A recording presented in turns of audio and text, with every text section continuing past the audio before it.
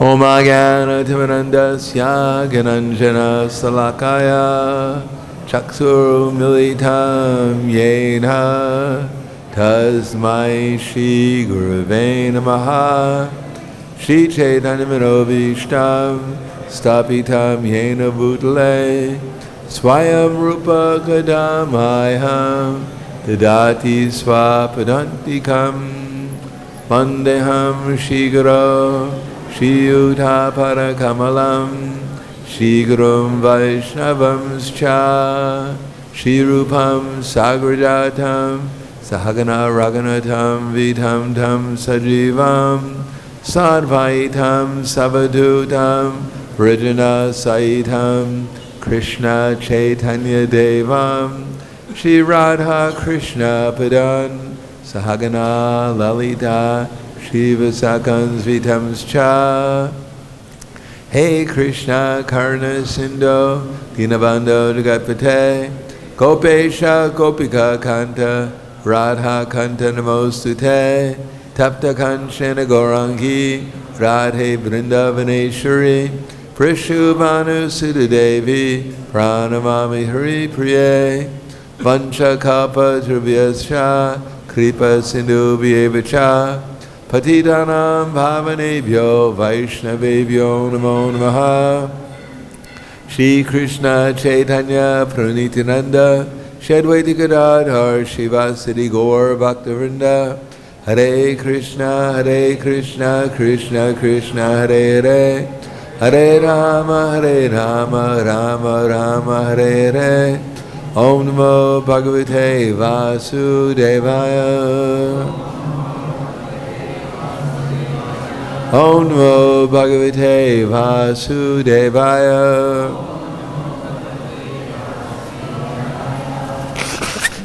Om Namo Bhagavate Vasudevaya.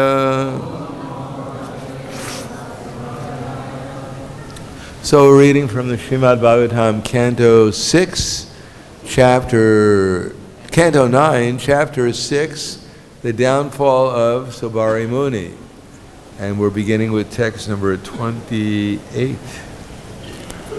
And I'm just going to read the translations till we get up to text 40.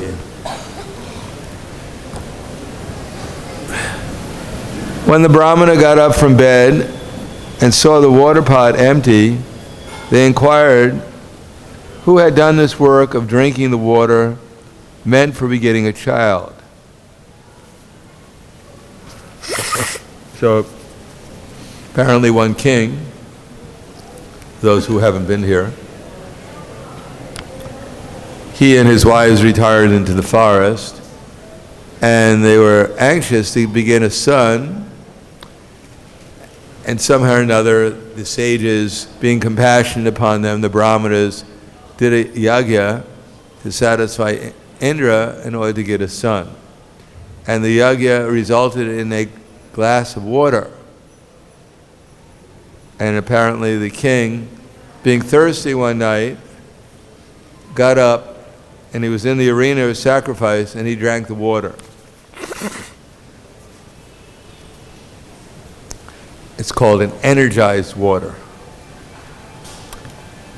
And we'll find out what happened. When the brahmanas came to understand that the king, inspired by the Supreme Controller, had drunk the water, they exclaimed, "Alas, the power of providence is real power. No one can counteract the power of the Supreme." In this way they offered their respectful obeisances unto the Lord. Therefore, in due course of time, a son with all the good symptoms of a powerful king came forth from the lower right side of King Yudhavashva's abdomen. The baby cried so much for breast milk that all the brahmanas were very unhappy. "Who will take care of this baby?" they said. Then Indra, who was worshipped in that yagya, came and solaced the baby. "Do not cry," Indra said. Then Indra put his index finger in the baby's mouth and said, "You may drink me." Because Yuvanashva's, the father of the baby, was blessed by the Brahmins, he did not fall victim to death. After this incident, he performed severe austerities and achieved perfection in that very spot. Mandata, the son of Yuvanashva, was a cause of fear for Ravana and other thieves and rogues who caused anxiety. O King Parikshit, because they feared him, the son of Yuvanashva was known as Trasadasyu. His name was given by King Indra. By the mercy of the Supreme Personality of Godhead, the son of Yuvanashva was so powerful that when he became emperor, he ruled the entire world, consisting of 7 islands, without any second ruler. So 7 islands is a little bit bigger than Manhattan. It's referring to Bhumandala. It's big 7 islands, of which we're in a very tiny place called Bharatvarsha in Jambudweep. We're in one of the sections called Jambudweep, which is just surrounding Mount Meru, and Mount Meru and Jambudweep, Plekshadweep, Samantadweep. They extend out for, I forget how many billions of miles. Supreme Personality of Godhead is not different from the auspicious aspects of great sacrifices, such as the ingredients of the sacrifice, the chanting of Vedic hymns, the regulative principles, the performer, the priest, the results of the sacrifice, the area of sacrifice, arena of sacrifice, and the time of sacrifice. Knowing the principles of self-realization, Mandata, worship that transcendently situated Supreme Soul, the Supreme Personality of Godhead, Lord Vishnu, who comprises all the demigods.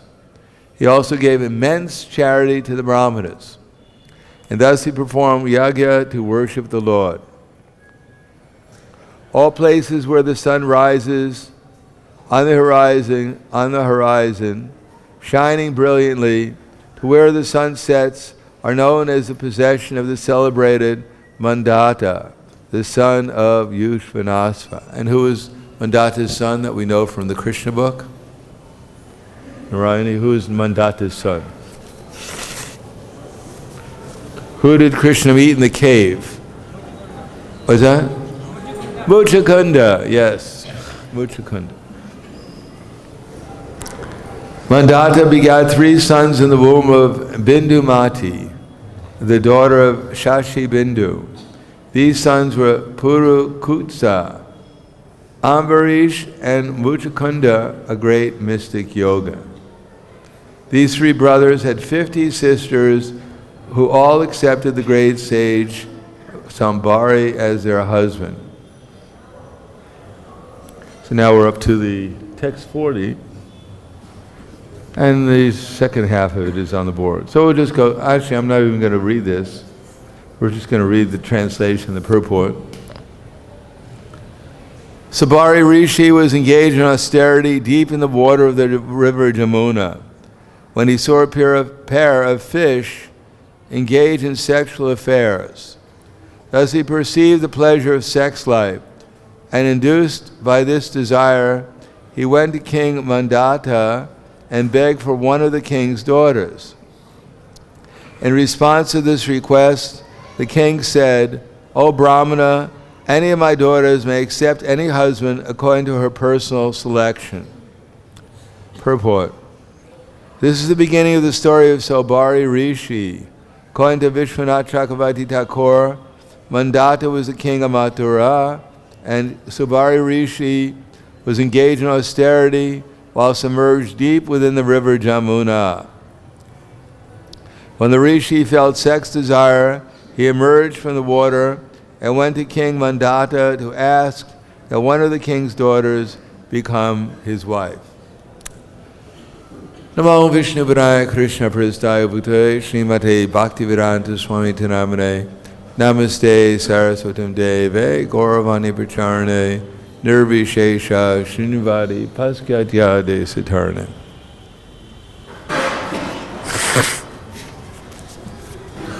So maybe somewhat perplexing, we're almost up to the 10th canto of the Srimad Bhagavatam, which will talk about Krishna's Leela.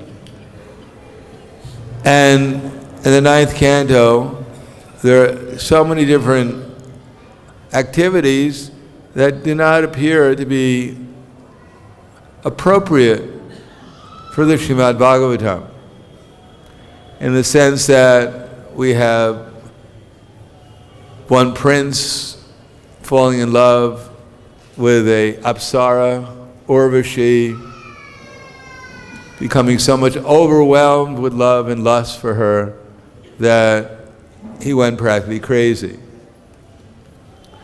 We have this story now of Ambarish, we had this story of Ambarish offended by Durvasa Muni. We have Sabari Muni offending Garuda. It's a canto of disasters. Why do we have a canto of so many problems, material problems, in the heavenly planets, on this planet, on who knows what other planet? Just one problem after another, especially due to offenses against Vaishnavas, and the resulting problems that came to the offender. Because we can understand that it is not so easy to actually enter into the pastimes of Krishna. In the Bhagavad-Gita, Krishna says, Yesham antagatam papam jananam punyakarmanam te dvanva moha nirmuktva bhajante mam drida vrataha. Those who have passed their lives in practicing the regular principles of freedom, who become freed from sinful reactions, have acted piously, have become free from the dualities of delusion, can accept devotional service and engage in it with determination. So it's not so easy to accept pure devotional service, what to speak of to engage in it with full determination. Prabhupada writes in the purport that generally in the beginning, one tries to regulate one's sinful activities through the religious teachings, various religious teachings. Then one rises to the platform of acting piously. One learns how to tolerate sinful activities and begins to accept devotional service. So this is generally Chatura Vida Bhajante Mam Jana Sukritina Arjuna Arta Jignasya Artarati Gyani Cha Bharatar Shiva. There are 4 kinds of pious people. They perform service to Krishna, but with some material desire. Generally, stress, sinful activities, they result in stress.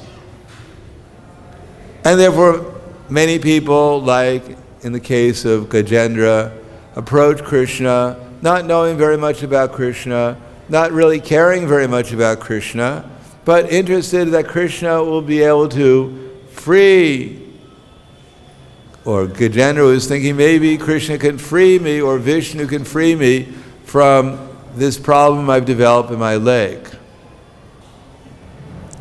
And therefore he put up a lotus flower asking for the Supreme to come and help out his sore foot. And indeed Krishna came and took care of his sore foot.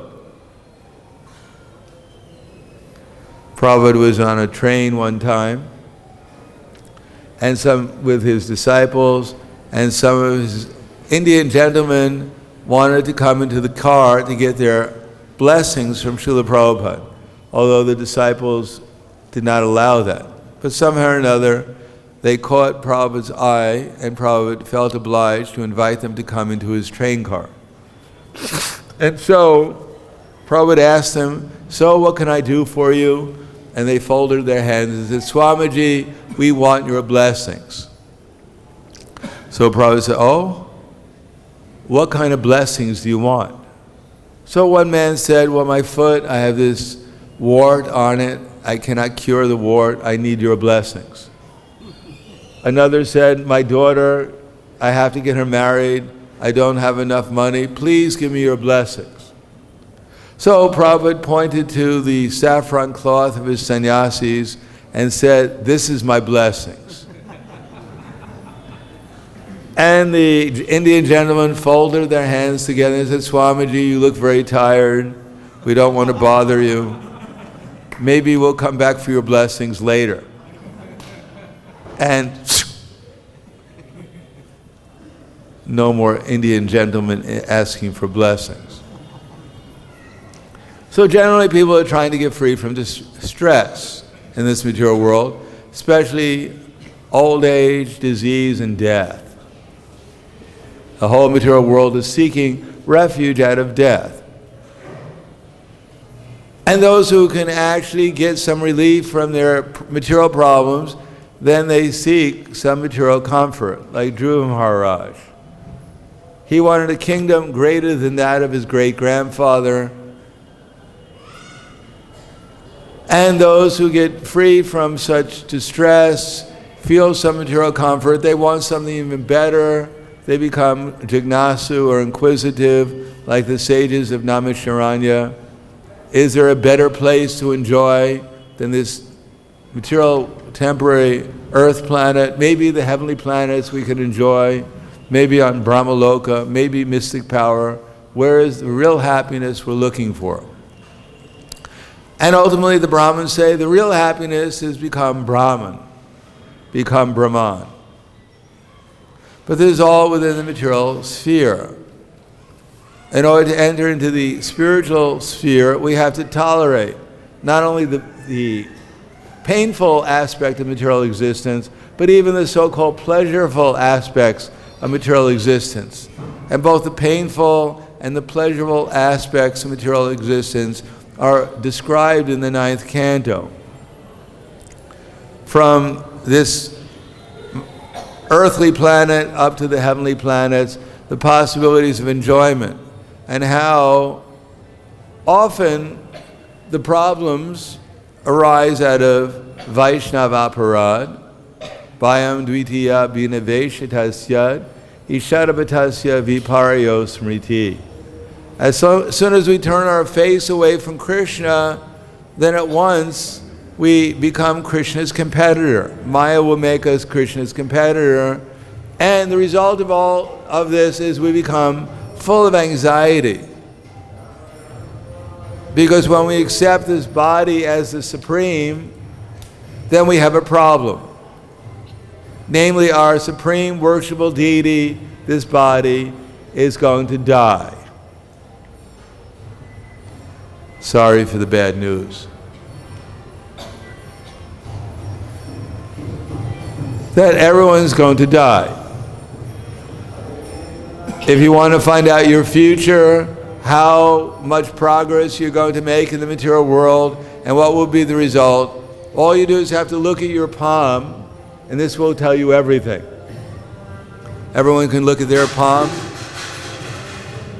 So there's one line here called the lifeline.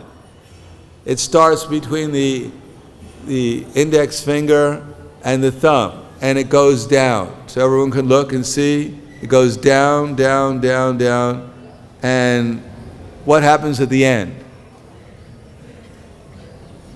It's the end. I can tell you with 100% certainty that that's your future. You can give me a donation afterwards for my palmistry. But that is our future. So everyone's trying to exist out of death, but because we're competing against Krishna, we're in the illusion that we're going to die. Actually, we don't die. We're all going to live forever Unfortunately, there's a difference between living forever in the spiritual world and living forever in hell. One time, Srila Prabhupada was in England, and the reporters asked Prabhupada, "Do you actually believe in hell?" And Prabhupada said, "Yes."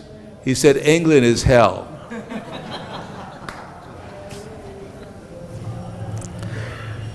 So we don't have to worry about being in hell. We're already in hell, trying to enjoy in hell. But we think that this is heaven. One man was told by one priest that if you drink, you're going to go to hell. So he said, "But my mother drinks, so she's going to go to hell. But my father also drinks, so he's going to go to hell too. But all my brothers and sisters, they all drink. Well, they're all going to go to hell. But my relatives and friends, they also drink. Well, they're all going to hell." So the conclusion was that if my mother, my father, my sisters, my brothers, my friends, my relatives, they're all in hell, then hell is heaven.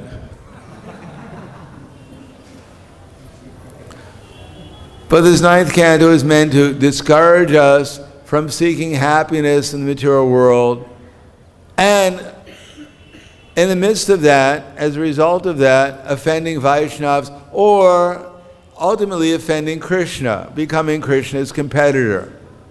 Now we think, I'm very innocent, I just want to lord it over, or I want to become a demigod, or I want to become a powerful personality with mystic power. What's the harm? Well, the harm is that one has to accept a material body, one has to accept a false ego, and that false ego means I accept myself as the competitor against Krishna. It is a result of enviness. Therefore, in the Bhagavad-Gita, Krishna says, idam te natapaskaya, no, actually, idam tu te yugatamam pravaksham anushuyave jnanam vijnanam sahitam yash gyatva moksha se shubha. Because you are never envious of me, Arjuna. Now he's going to speak the ninth chapter of Bhagavad-Gita. So of course, everyone thinks they're a nice person. No one thinks they're envious. No one thinks they're doing practically anything wrong. As I told the story of Two Gun Pete, you've heard of Two Gun Pete? Isn't that in the Bhagavatam? No. Oh, anyhow, Two Gun Pete was living in Chicago, and he was famous because he would always kill his victims. He was a member of the mafia, and he would always kill his victims with two guns. So one day he was on Lover's Lane enjoying Madhurya Rasa, and one unfortunate policeman committed an aparad because he shone his flashlight into the car of Two Gun Pete, revealing the conjugal pastimes, which was supposed to be confidential. Needless to say, Two Gun Pete became disturbed, and he took his gun and he shot the policeman. In order to protect his reputation, he got out of the car and he took the policeman's gun and shot him again. Unfortunately for Two Gun Pete, the other policeman did not appreciate his leela. And therefore they pursued him into his hideout, and there was a gun battle. And before Two Gun Pete lost the gun battle, he wrote one letter to his mother. And the letter said, "My dear Mom, I'm actually a nice person. Unfortunately, some people misunderstand me and my activities. So please, take care of my cat. Your son, Petey. Goodbye." So everyone thinks they're a nice person. Whatever they do, they somehow or another can justify. But actually, there are no nice people in the material world. There are those who are devotees. They're nice people. those who are aspiring to become devotees, they're trying to become nice people. And those who are not devotees or aspiring to become devotees, they're not very nice people. Therefore, Krishna says, he says there are fallible people and there's infallible. There's demons and then there's devotees. So Krishna seems to have a very black and white perspective on things. There are devotees, there are demons, there are those who are aspiring to become devotees. They're also appreciated by Krishna. And there are those who are trying to compete against Krishna in some way or another. And all the different 14 planetary systems. And this 9th canto reveals some of these different personalities. And if we want to actually enter into the 10th canto, because it doesn't stop at simply accepting pious activities, we have to tolerate duality. We'll find out that Subara Muni couldn't tolerate the fact that Garuda came and took one of his friends away. And therefore he committed Vaishnava aparad. So unless we learn tolerance, the material world exists in intolerance. We can't tolerate the fact that we're not God. We look around and we see, is this person worshiping me? If they're not, we become envious of them. How dare you not worship me? Where is your God, Prahlad? You ask someone, Hiranyakashipu, ask Prahlad, what is the best thing you've learned in school? And Prahlad Maharaj replied, the best thing I've learned in school, my dear father, is that you're a #1 fool. So Prahlad could not tolerate, Hiranyakashipu could not tolerate that. And we're thinking, wow, this is a big demon, no tolerance. He didn't realize he had a pure devotee as his son. He should have acted respectfully towards him. He should have inquired from him about the science of devotional service. And meanwhile, we look at different people and we have different thoughts which are not very pleasant. He is my friend. He is my enemy. Adyo bijava annasmi konyosi sadrishamaya yakshe dashami modisha itya gyana vimohitaha. Idam adya maya labdva imam prapse manoritam. Idam astiyam apime bhavishati punardhanam. Adyo maya hitakshatro hanishe chaparanapi. Ishvaraham hambogi siraham balavan sukhi. So much is mine today, and it'll increase in the future. So much money that do I have, and I'll get more and more.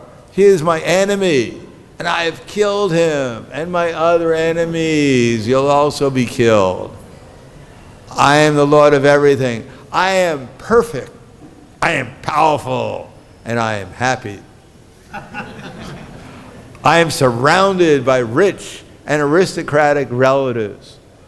I will perform some sacrifice. I will give some charity. I will go to the heavenly planets. And according to Purnachandra Maharaj, I will kiss the apsaras there. In this way, the demoniac are bewildered by ignorance. So it is not just a few people in the material world who are bewildered. Everyone in the material world who cannot tolerate the dualities of material existence, who haven't risen up to the platform of pure devotional service, to Nishta, who have not understood in truth the personality of Godhead, who are not engaged in meditating in trance upon the Supreme Personality of Godhead out of love, they have a ways to go before they can actually enter into the platform that's required to understand the 10th canto of the Srimad Bhagavatam. Therefore, we can read the Srimad Bhagavatam, but we should realize our limitations. We should realize that we're something like the person who has a bottle of honey, and instead of entering into the honey, they're licking the surface of the bottle. That we have to not consider ourselves to be advanced devotees, as long as we're in the material concept of life. Very simple test. All I do is have to ask myself, honestly, who do I really identify myself with? Do I only identify myself as Gopi Bharata Padakamalayur, Dasa, Dasa, Anudasa? And if the answer is no, I have some material concept of life. I'm actually sometimes seeing people as my friend, sometimes as my enemy, sometimes it's in between. Sometimes I'm anxious, I'm happy when I get gain, I'm lamenting when I get lost. Therefore, I'm not on the Brahma-Bhuta platform. I'm not on the spiritual platform. What to speak of understanding who I actually am? I'm walking around in a big bubble of illusion. And at the same time, in my bubble of illusion, I'm given the opportunity to perform devotional service by practice, by hearing from the spiritual masters, by hearing from Guru, Sadhu, and Shastra. I have an opportunity to utilize this body, to utilize my mind, to utilize my intelligence in Krishna's service, to utilize my soul in Krishna's service, so that one day I can actually enter into these pastimes, not only the 10th canto, but even in these cantos, the first 9 cantos. I can actually experience what is actually going on in the Bhagavatam.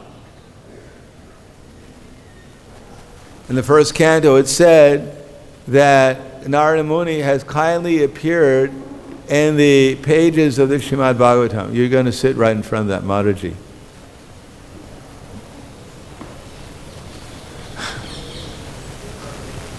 In other words, as Prabhupada writes in the Krishna book, that for the neophyte devotee, they like to hear about Krishna book. They'll like to hear about it because it seems it's nice relationships between young girls and one nice young boy. But if they hear with the right attitude from the right source, they'll also be able to make some advancement.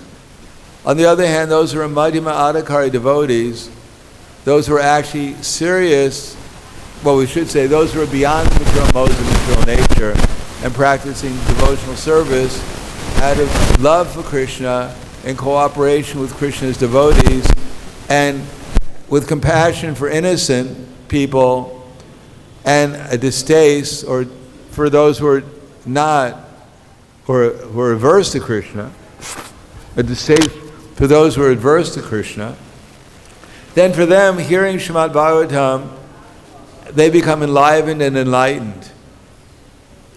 And for the pure devotee who's actually on the platform of Krishna consciousness, they relish transcendental pleasure when they hear the Srimad Bhagavatam.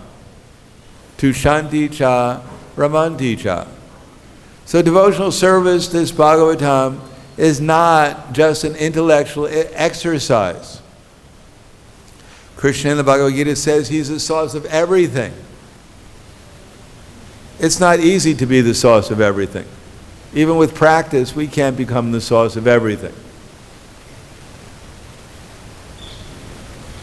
And our subject matter is about Krishna, the source of everything. Machchita machkata prana bodhyantas parashparam katayantas ramam nityam tushanti cha ramanti cha. We're learning how to utilize our energy, our prana, and our chitta, our consciousness in Krishna's service. And by doing so, we gain some satisfaction or some ecstasy, depending on what level of devotional service we're practicing.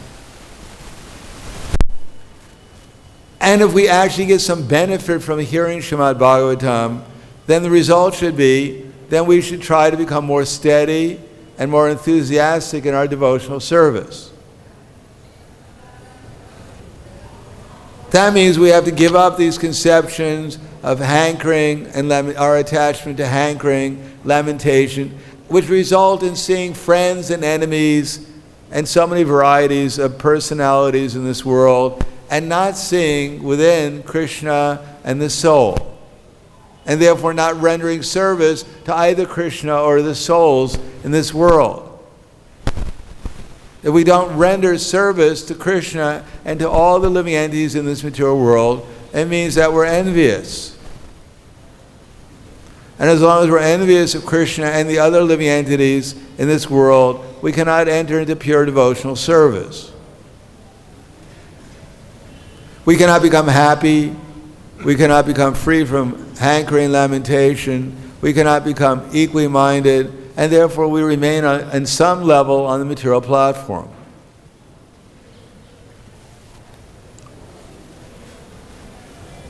Therefore, we have to learn how to use our chitta, our prana in Krishna's service, become more steady, more enthusiastic, and then dadami buddhi yogam tam. Krishna will give us more and more realizations of how to make progress in pure devotional service.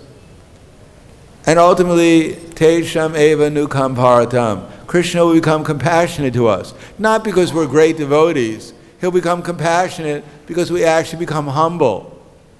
We realize that if we want to actually do some service, render some real service to Krishna, then we have to become humble. We have to become like Srimati Radharani. We have to become compassionate to all living entities and humble, that we're simply the insignificant servants of the servants of Krishna. Then we can become like Srimati Radharani, like Krishna, and therefore will become empowered by Krishna Shakti, Vinanaya Tara Pavartana, by Krishna Shakti, by the internal energy of Krishna, which can spread the Hare Krishna movement. Without Krishna, without Krishna's mercy, without his energy, without Krishna, without our surrendering to Krishna and invoking his compassion to become his instrument, then we can make some attempt to spread the Krishna consciousness movement, but we'll only be successful up to a certain level. Because if we ourselves are not fully conscious of Krishna, we can only help others come to the level that we're on. So if one is actually non-envious, one is actually a servant of Krishna's servants, then the result is that Krishna will become compassionate and will become empowered to actually do something to effectively spread Krishna consciousness. So this 9th canto are lessons for us not to become overly proud that we've read so many cantos of Srimad Bhagavatam, to actually take into our heart the fact that we have to purify ourselves, not only for our own benefit, to actually develop our eternal relation with Krishna, but also to become an effective instrument for Krishna so we can help Krishna in his mission to bring his other children back to the spiritual kingdom. So as I said before, as Srila Prabhupada once wrote to me, he said that we've just had Rath Yatra in San Francisco, and 10,000 boys and girls were dancing and chanting in full spiritual ecstasy. That I've heard that in Buffalo, that you're distributing Back to Godhead. In New York, I've heard that in just 2 weeks, they've distributed 3,000 Back to Godheads. And I heard that in Buffalo, you're also distributing Back to Godhead very nicely.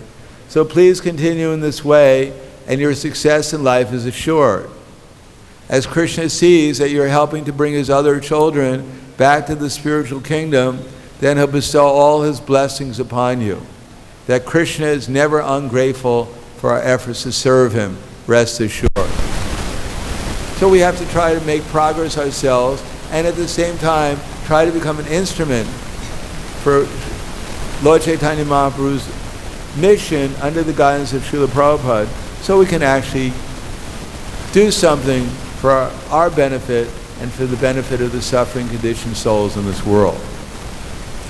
So today is the appearance day of Radha-Kund, and I was asked to say something about Radha-Kund.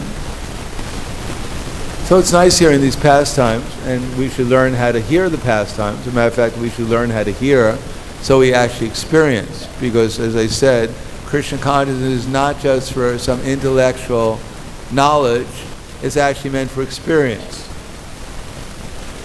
unless we're experiencing Krishna consciousness, then our knowledge will remain simply theoretical. So Radha-Kund began when Krishna killed one demon named Aristasura, the bull demon. And after killing the bull demon, the gopis actually had urged Krishna to kill the demon, because the demon came into Vrindavan, and it said his tail was hovering above in the clouds. And he was winning, or whatever. He made some sounds, huffing, and he attacked Krishna. Eventually Krishna picked him up on the horns, threw him, and then eventually he grabbed his horns and he broke the horns and he kicked the demon to death. He stomped the demon to death. So then Krishna wanted to enjoy the rasa dance with the gopis. After saving the gopis, he wanted to have the rasa dance. And the gopis said no, jokingly said no, that don't touch us, that you've just killed a bull and you become contaminated.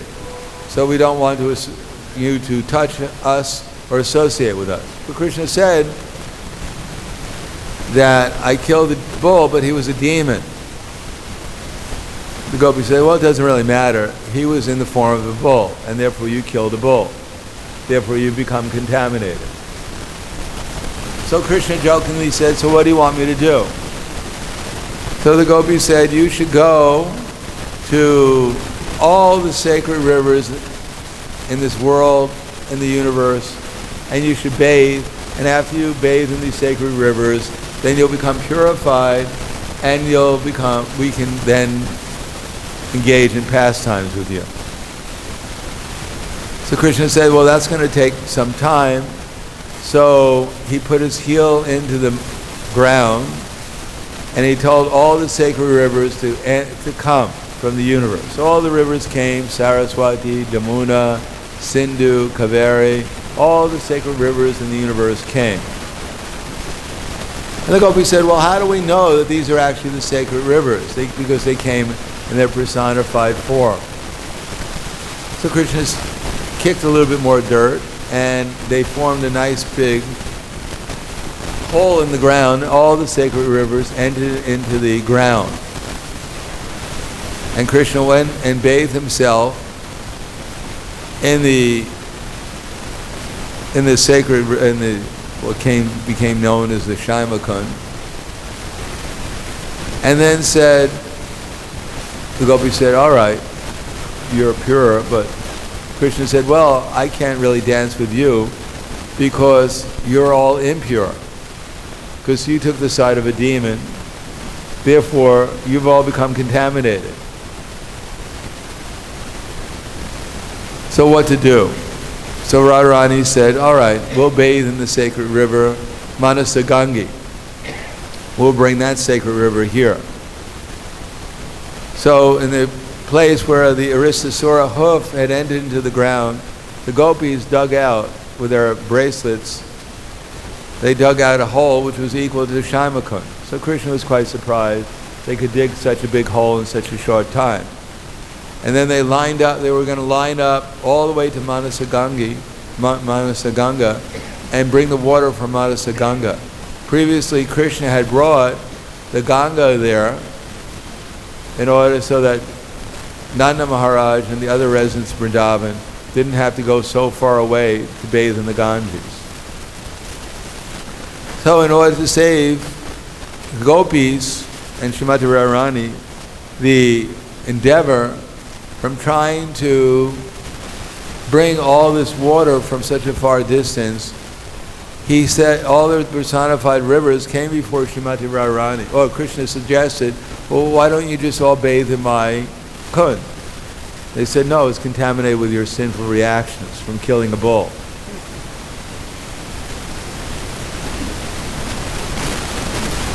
So then Krishna asked the head of the sacred rivers to come, and with folded hands he asked Srimati Radharani to kindly allow the sacred rivers into her kund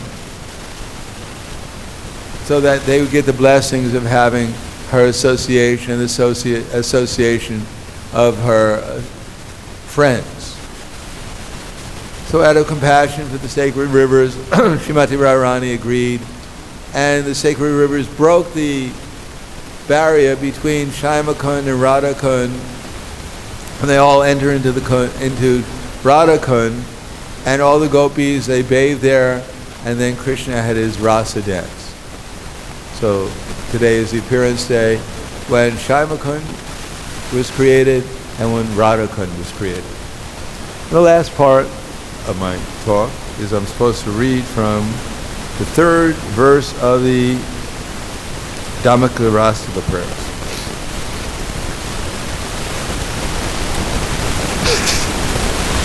So I'm not going to give any explanation, I'm just going to read it. Idik drik swabir, idik swalila bir ananda kunde, swagosham nimanjantam akyam Hadiyeshu geshu bhaktera jitatvam unak prematas tam chattavritti vande. By such childhood pastimes as this, he is drowning the inhabitants of Gokul in pools of ecstasy, and is revealing to those devotees who are absorbed in knowledge of his supreme majesty the opulence of he is only conquered by devotees whose pure love is imbued with intimacy and is free from all conceptions of awe and reverence. With great love, I again offer my obeisance to Lord Damodar. Hundreds.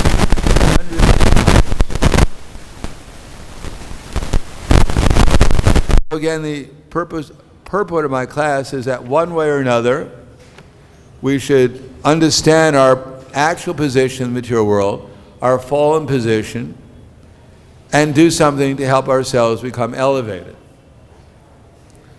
One time one devotee said, Prabhupada, I'm the most fallen. And Prabhupada's reply was, you're not the most anything. Another time a devotee said, Prabhupada, I'm the most fallen. So Prabhupada's reply was, if you're so fallen, why don't you do something about it?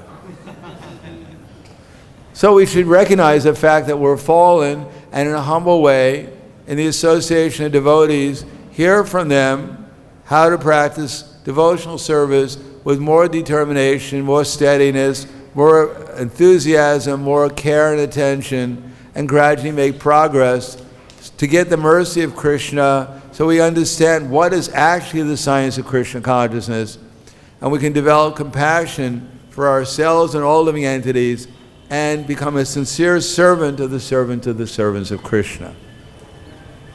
So I'll stop there. Any comments or questions? Yes.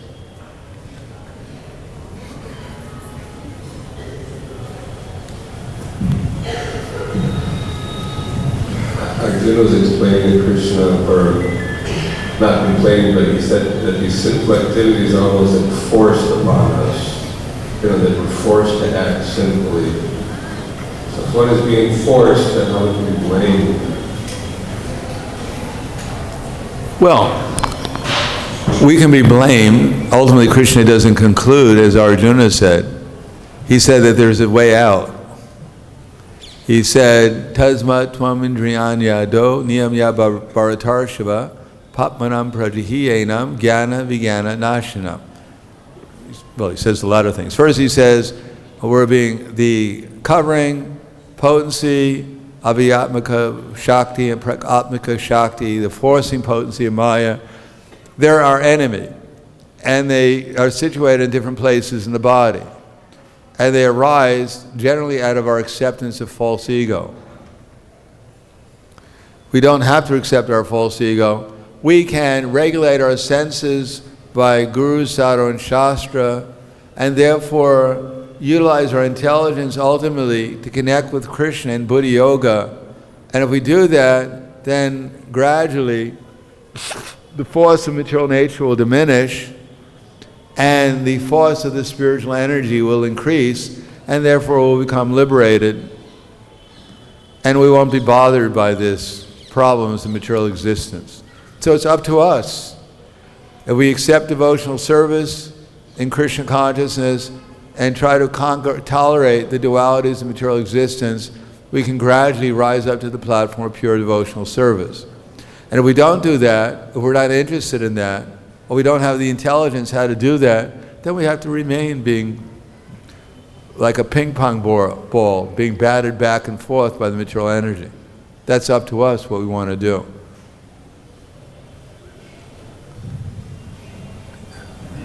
Yes. Another classic Prabhupada story in the same regard. Devotee said, Srila Prabhupada must have fallen into Maya. And Prabhupada said, you're always in Maya. Sometimes you fall into Krishna. Yes. Anything else? Yes.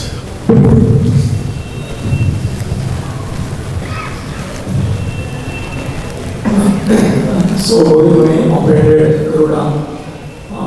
So we hear that Bhagavad-Gita, after that he got recovered and he realized his mistake.